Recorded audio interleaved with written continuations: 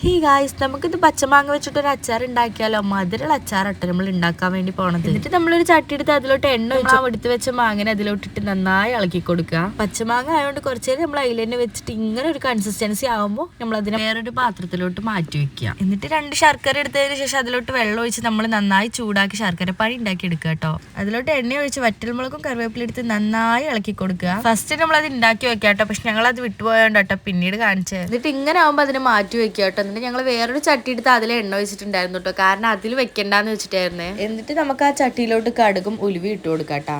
എന്നിട്ട് ഗ്യാസ് ഒന്ന് ഓഫ് ചെയ്തതിന് ശേഷം മുളക് പൊടി മഞ്ഞപ്പൊടി ഇട്ട് കൊടുക്കുക കേട്ടോ അതിലോട്ട്. ഗ്യാസ് ഓഫ് ചെയ്യാൻ പറഞ്ഞത് കരിഞ്ഞു പോട്ടോ, അതുകൊണ്ടാണ്. എന്നിട്ട് നമ്മൾ നന്നായി അതിന് മിക്സ് ചെയ്ത് കൊടുക്കുക. എന്നിട്ട് നമ്മൾ ആ വേറെ പാത്രത്തിൽ ശർക്കര പാനി ഉണ്ടാക്കി വെച്ചത് ഇതിലോട്ട് ഒഴിച്ചു കൊടുക്കുക കേട്ടോ. ഞാൻ വീഡിയോ എടുക്കുമ്പോൾ മറന്നുപോയി, അതുകൊണ്ടാട്ടോ പിന്നീട് കാണിച്ചത്. എന്നിട്ട് അതിലോട്ട് ഒരു ലേശം ഉപ്പും കൂടി ഇട്ട് കൊടുത്ത ശേഷം നന്നായി നമ്മൾ മിക്സ് ചെയ്ത് കൊടുക്കണേ. എന്നിട്ട് നമ്മൾ മാറ്റി വെച്ച മാങ്ങനെ അതിലോട്ട് ഇട്ട് കൊടുത്തതിന് ശേഷം നന്നായി ഇളക്കി കൊടുക്കുക. ഇത് നന്നായി മിക്സ് ചെയ്യണേ, കാരണം അതിലുള്ള ശർക്കര പാനി എല്ലാം അതിലോട്ട് പിടിക്കാൻ വേണ്ടി നമ്മൾ നന്നായി അതിന് മിക്സ് ചെയ്ത് കൊടുക്കണം.